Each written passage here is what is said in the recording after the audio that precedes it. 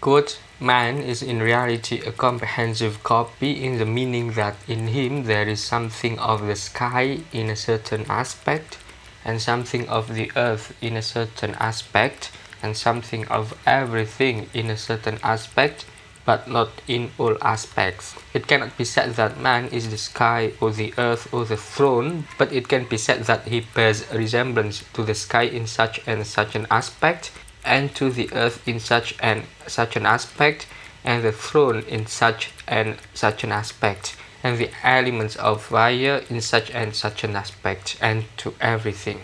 In this episode, we are going to discuss Ibn Arabi's view on the similarities between the small cosmos, it as human, as microcosm, and the big human, it as cosmos, as macrocosm. Human beings as microcosms in the form of the material and sensory world bear resemblance to all macrocosmic entities. Ibn Arabi provides an illustrative analogy between these two realms. Mountains that stabilize the earth are akin to the bones that fortify its body. Meanwhile, the flowing waters on the earth, be they salty, fresh, or others, resemble various fluids within the body. The fresh ones akin to its saliva, the salty ones to its tears, and the bitter ones to its ear fluids. Ibn Arabi elaborates further, everything that grows in the nature, such as trees and grass, is similar to air, fur, and nails. Barren and desolate patches of land, like deserts, correspond to parts of the body devoid of any growth. Lakes and branching rivers are akin to the central veins that carry and circulates blood. All the natural elements consisting of fire, earth, water, and air also exist within the human self. Quote, when your eyes fall upon a certain existence, search for the attribute which is dominant over that existence. You find out that attribute which makes it as the existence, known and indicates it, be it its essential attribute or its dominant attribute. Then you see the very same attribute, and you will most certainly find this attribute in some man. Then you apply the name of that which has this attribute to the man when you observe this attribute. For example, in point of stupidity, which is dominant attribute of the donkey as compared to other animals, we apply to someone the name of donkey when we see a stupid man. Ibn Arabi also provides an analogous relationship between the microcosmic body and the macrocosmic celestial bodies. The sun that illuminates the earth is akin to the spirit that illuminates the body. When the sun and the spirit set, the earth and the body become dark and lifeless. The moon that illuminates the earth with its light is similar to the human mind. Quote, the human mind is like the moon, at certain times dimmer and at certain times brighter. When it first appears, it is a dim, thin crescent like the mind of a child. Then it grows into a full moon and then it is reduced to none. Thus humanity gains their full powers at the age of 40 in the middle of life. Then they decline. Ibn Arabi analogizes the human senses to the 5 planets: Saturn, Jupiter, Mars, Venus, and Mercury.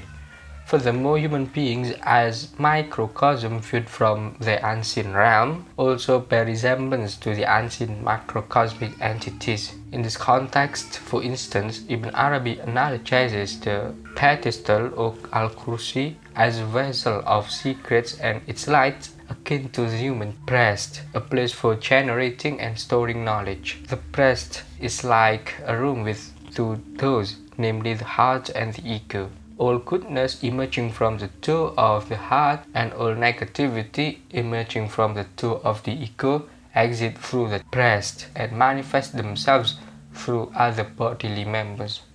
Quote, he set the throne as a direction toward which the hearts of the believers should turn, a sign toward which hands should be lifted in prayer. It is neither where his essence is nor where his attributes are established. He says, the All-Merciful mounted the throne.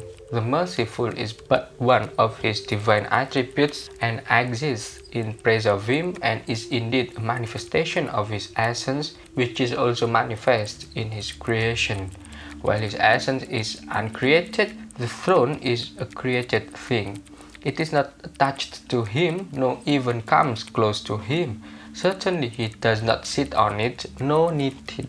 As for the pedestal, it is a gate to his secrets and a curtain over his divine light. He has made the breast of the human being as a model of his pedestal, where all knowledge enters and comes out to be used. It is like a courtyard set before two gates, one to the heart and the other to man's evil commanding self. So all the good that enters the heart and all the mischief that penetrates the self, which come out as good and evil acts, generate from the breast, as God says, and that which is in the breast is made manifest. The hidden tablet and the pen, as the scriptures of existence, are akin to the human tongue and breast. The tongue is similar to the pen as a means to express the secrets within the heart, just as the pen reveals the mysteries of the divine. The breast is akin to the hidden tablet as a place to store and inscribe these expressions. The angels are comparable to the human senses. The senses act as messengers of the heart, carrying out its commands, much like the angels obey divine orders. God chose the senses as the messenger of the heart. The ear is the heart's spy, listening to secrets. The eye is in the heart's employ as a watchman and a guard. The tongue is given the duty of being the heart's interpreter, through which the heart speaks in words that people may understand. Within humans, a primary sign is also created that indicates the divine presence and guides them towards God. Ibn Arabi refers to this as al-Hikam al-insani, which is in the form of the spirit. Quote, the Lord created a certain property in the human being as a proof of his lordship and the truth of the prophethood of Muhammad. That is the spirit. The human being whom he created as the epitome of the cosmos is a world, a kingdom in himself. This kingdom needs a king to rule it.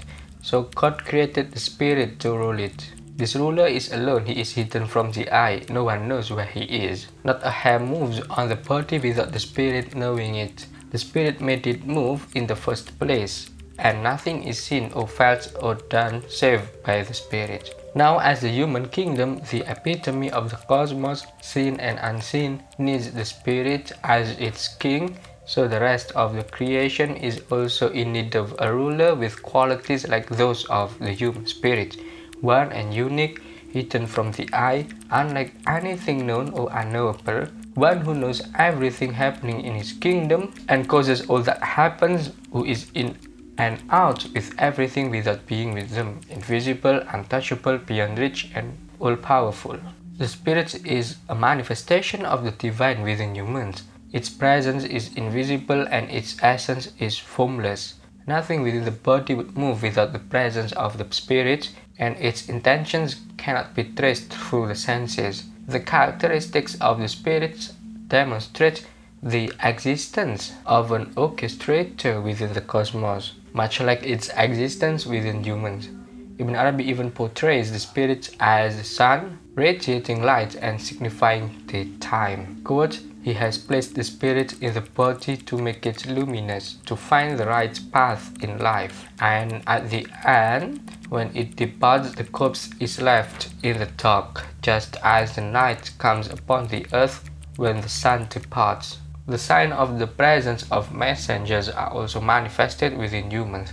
In the Quran, Surah Al-Hajj 75 depicts that God selects messengers from both the angelic realm and from among humans. Quote, God chooses messengers from among the angels and from among mankind. Truly God is hearing, seeing. Amongst the angels chosen by God to be a messenger is Gabriel, who conveys revelations to the Prophet Muhammad as a messenger sent from among humans. Ibn Arabi refers to angels as the inward messengers and humans as the outward messengers. These two types of messengers are also present within humans. The inward messenger is their own will, while the outward messenger is their tongue. When they desire something, their soul is indicated by their will, which can be expressed through speech. All forms and shapes of living creatures are also reflected within humans. Ibn Arabi distinguishes three types of creatures based on their forms. Firstly, there is the type of trees that stand tall, resembling humans in their upright position during prayer. Secondly, there are animals that cannot prostrate and stand, resembling the state of humans while bowing in prayer. Lastly, there are crawling animals akin to the posture of humans while in prostration. Quote, thus some of them are on their faces as if they are prostrating in prayer, some of them are erect as in the standing position in prayer, and others are bent as if bowing down in prayer. Trist and erect stones can only stand. The creatures that crawl can neither stand nor bow, and the ones who are on their 4 feet can neither stand nor prostrate, yet all of them have no will of their own and only submit to their Creator's will. And in all they do, they glorify Him as well as everything He created. The 7 heavens and the earth and those in them declare His glory. And there is not a single thing but glorifies Him, but you do not hear their glorification. The throne as the abode of God is analogous to the heart. According to Ibn Arabi, the throne is not actually the dwelling place of God's presence, but rather as the abode of the hearts of the believers, a sign upon which hands are raised in prayers. The heart is the source of witnessing, manifestation, intimate communication, and the source of all lights. The heart is also likened to paradise, where goodness emerges, while the ego is the place of evil and the devil. In this context, Ibn Arabi illustrates that all the elements within a human being can be seen as a structure of a kingdom or a state. In other words, he provides a captivating analogy that our body or self is akin to a kingdom.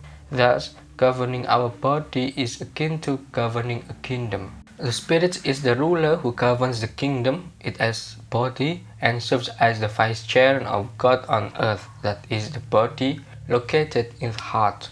The intellect is the prime minister and the soul is the queen. The carnal desire is the powerful but malevolent general with their own minister, that is lust. At one point, the general becomes attracted to the queen and attempts to seduce her. The queen resists, but under the influence of temptation, she eventually yields. Though the king, it as the spirit, remains unaware of what is actually going on, the wise prime minister tries to thwart the general's seduction. Eventually, the king summons his queen, but she refuses to respond. The queen questions the prime minister, who then explains what is going on. Thus, the greatest battle unfolds within the human being. This depicts the concept of the inner struggle or jihad as described by the Prophet as the greatest jihad, a battle against one's own self. This internal battle represents the war against one's own ego and desires, as symbolized by jihadun nafs, the spiritual struggle within oneself or mujahadah. These are some aspects that illustrate human as the most perfect creation. This perfection is what elevates human to the position of God's vice-chair on earth, responsible for nurturing both the vast external world and the inner world, it as his own self. The human being is also called by Ibn Arabi al-Kawn al-Jami, the all-encompassing creation. Al-Kawn al-Jami is one of the terms Ibn Arabi employs to depict human as al-insan al-kamil, the perfect human. If you got something from this video, please hit the like button. Thanks for watching.